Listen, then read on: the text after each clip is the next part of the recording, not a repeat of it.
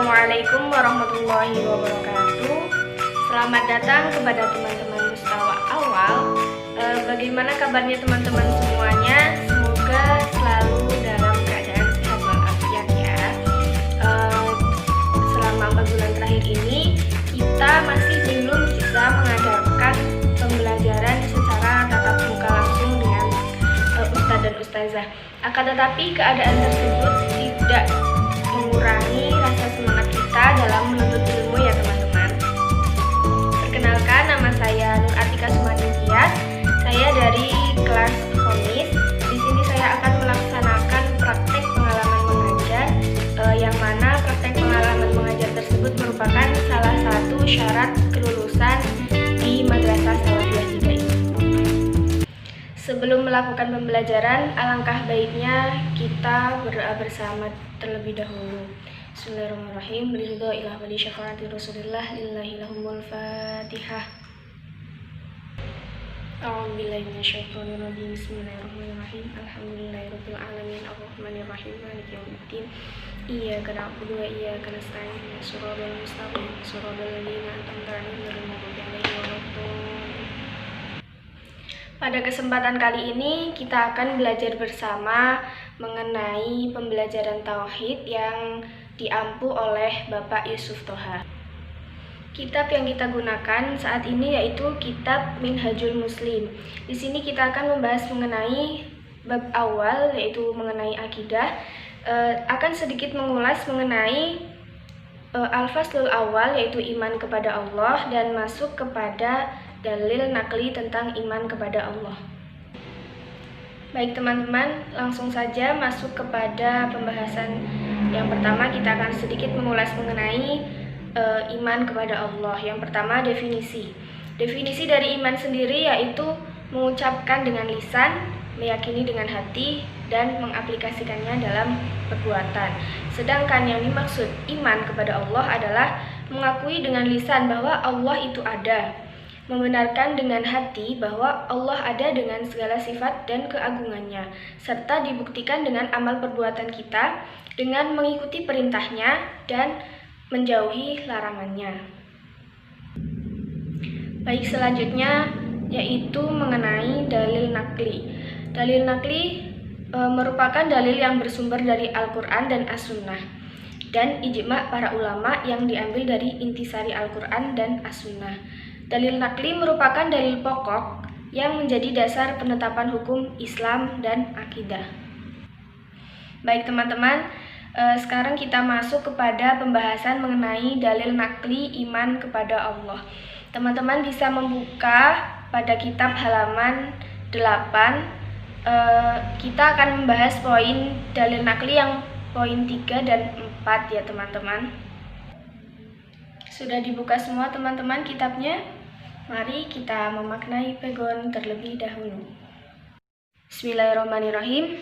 Imanul balayin utawi imane para wong biyen minal basyari setengah saking menungso wa i'tiqadihim lan keyakinane para balayin biwujudir rabbi kelawan wujude pangeran subhanahu hale maha luhur pangeran hale maha luhur sapa pangeran wa ibadatihim lan ibadahe para balayin lahu iku marang Allah wa ta'atihim lan utawi taate balayin iku iyahu amung kaduwe pangeran fi hina ing dalem nalikane anal adatal basyariyata adat kemanusiaan iku jariyatun tetep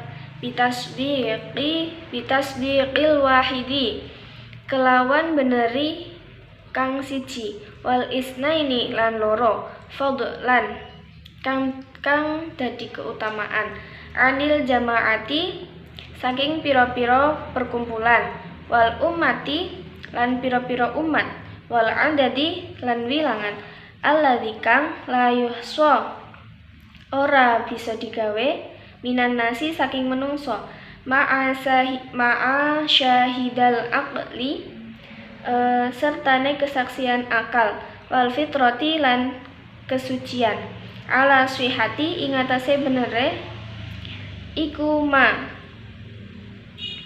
ma tegese akalan fitrah iku amanu padha iman sapa balayin bihi kelawan Allah, wa akhbaru lan abari sapa balayin anhu saking Allah, wa abdu lan padha umawula sapa balayin hu ing Allah, wa taqrabu lan padha ndepe-ndepe sapa balayin ilaihi marang Allah. Ya teman-teman, masuk kepada penjelasan dalil nakli iman kepada Allah, poin nomor 3. Imanul balayin minal basyari wa i'tiqadihim. Nah, di sini tertulis bahwa keimanan dan kesaksian miliaran manusia atas adanya Rabb serta penyembahan dan ibadah mereka kepadanya. Jadi di sini sudah tertera jelas bahwa yang percaya akan adanya Allah, akan keesaan Allah, akan wujud Allah itu banyak sekali, miliaran manusia. Nah, kesaksian tersebut itu bukan hanya sekedar kesaksian belaka, akan tetapi dibuktikan dengan penyembahan kita sebagai orang Muslim, manusia-manusia tersebut, dan ibadah mereka kepadanya. Jadi kesaksian mereka itu bukan hanya kesaksian abal-abal, akan tetapi disertai dengan ibadah dan penyembahan umat Muslim kepada Allah. Nah, contoh-contoh ibadahnya banyak. Kita sebagai umat Muslim biasa melakukannya. Contohnya dengan sholat 5 waktu itu kan menjadi salah satu bukti bahwa manusia percaya akan adanya Allah dengan beribadah kepadanya, seperti itu. Nah, apalagi padahal manusia biasanya dapat mempercayai 1 atau 2 orang, apalagi sekumpulan umat dan sekian banyak manusia yang tidak terhitung jumlahnya. Jadi di sini kan sudah banyak miliaran yang bersaksi akan adanya Allah. Terkhusus untuk umat Muslim di seluruh dunia itu kan sudah tidak terhitung jumlahnya ya teman-teman. Jadi dari mana kita tidak mempercayainya jika yang bersaksi itu sudah banyak sekali seperti itu. Misal, terlebih lagi adanya penguat berupa dalil secara akal dan fitrah atas kebenaran Rabb yang mereka yakini, mereka sembah dan mereka taati. Nah, kepercayaan itu didukung dengan adanya dalil-dalil tentang adanya Allah, tentang kekuasaan Allah, tentang keesaan Allah, semuanya. Ini yang kita pelajari, ini dalil nakli. Nah, itu salah satu sebagai penguat, sebagai kesaksian, sebagai penguat umat Muslim untuk percaya akan adanya Allah. Untuk dalil aklinya besok mungkin akan dibahas pada pertemuan selanjutnya. Baik, masuk kepada poin nomor 4 tentang dalil nakli iman kepada Allah.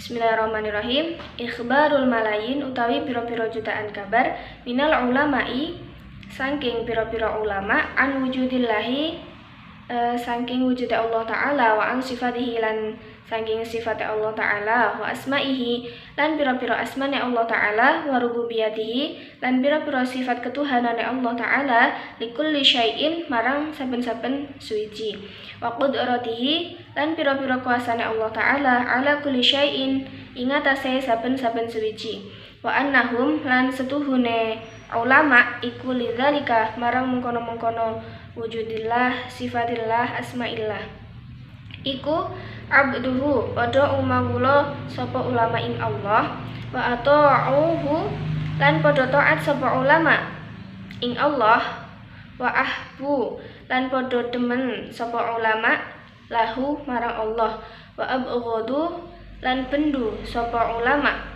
lan padha bendu sapa ulama min ajlihi krana kersane Gusti Allah. Baik teman-teman, masuk kepada penjelasan tentang dalil nakli iman kepada Allah poin 4. Di sini tertulis bahwa pemberitahuan oleh jutaan ulama tentang kebenaran Allah. Nah, Banyak sekali teman-teman kitab-kitab ulama-ulama yang di dalamnya membahas tentang keesaan Allah, keberadaan Allah.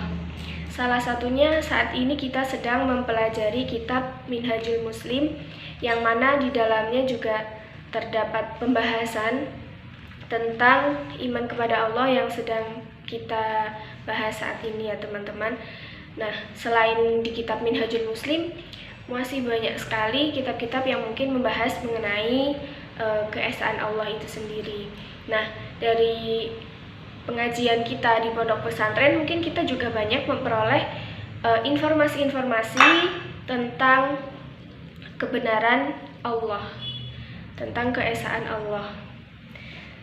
Selanjutnya tentang sifat-sifatnya. Nah, tentang segala sifat-sifatnya.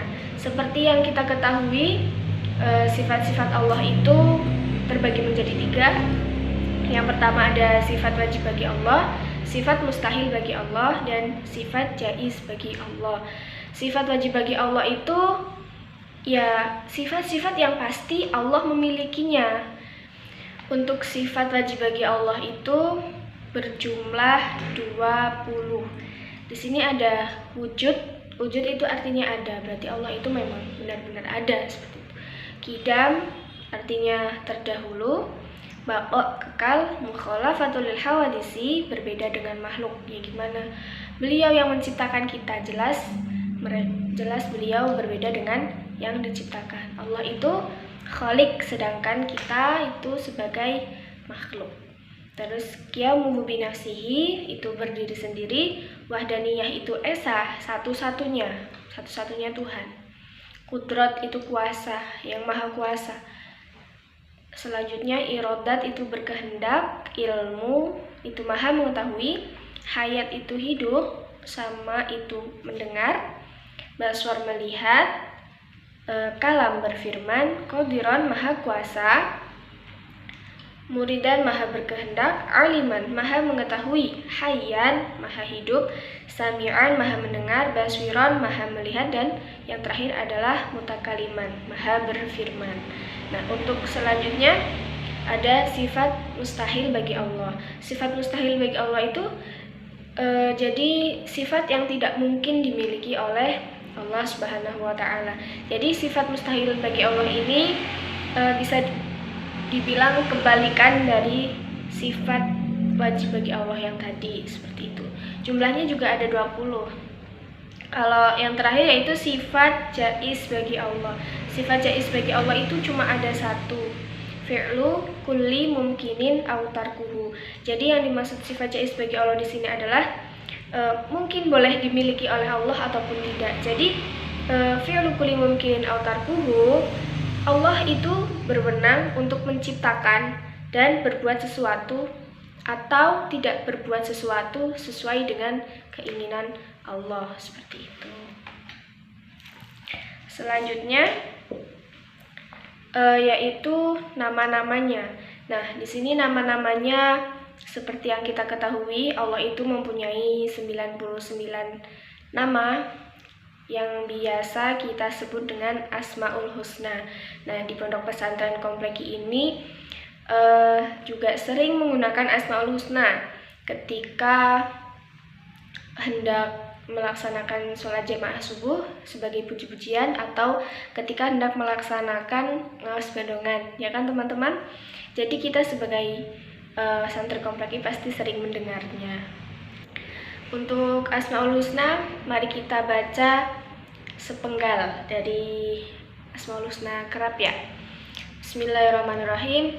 Bismillahi wa bihi badana walau abadna ghairahu la syaqina ya habada rabba wa hubbadina wa habada Muhammadun hadina laulahu ma kunna wala baqina. Siapa yang rindu mendengarkan Asmaul Husna kerap 4 bulan di rumah, bahwa Dia adalah Rabb bagi segala sesuatu dan berkuasa atas segala sesuatu. Jadi di sini tertera jelas bahwa Allah Subhanahu wa Ta'ala yang Maha Esa merupakan Tuhan bagi seluruh alam, seperti itu. Nah, beliau juga berkuasa atas segala sesuatu. Jadi apapun yang terjadi di dunia ini itu merupakan kuasa dari Allah. Kita sebagai manusia tidak bisa mengelak atas apa kehendaknya untuk kita semua, seperti itu. Disebabkan hal itu pula mereka menyembahnya, menaatinya, mencintai karenanya, dan membenci karenanya. Nah, jadi dengan kita mengetahui sifat-sifat Allah, dengan kita mengetahui asma Allah, kita harus percaya bahwa Allah memang ada, Allah memang merupakan pencipta seluruh alam ini, dan kita patut mempercayainya, seperti itu. Nah, kita dengan mempercayai adanya Allah, maka kita diwajibkan untuk menyembah Allah, menyembahnya dengan rajin beribadah. Baik teman-teman, mungkin cukup sekian penjelasan dari saya. Apabila banyak kekurangan, saya mohon maaf. Saya punya satu kata-kata. Jadi, jika Allah selalu dalam pikiranmu, maka iman akan selalu ada di hatimu. Terima kasih, semoga bermanfaat. Billahi taufiq wal hidayah. Wassalamualaikum warahmatullahi wabarakatuh. Sebelumnya kita tutup pembelajaran kali ini dengan baca doa kafaratul majelis bersama ya. Bismillahirrahmanirrahim. Subhanakallahumma wa bihamdika asyhadu an la ilaha illa anta astaghfiruka wa atubu ilaik.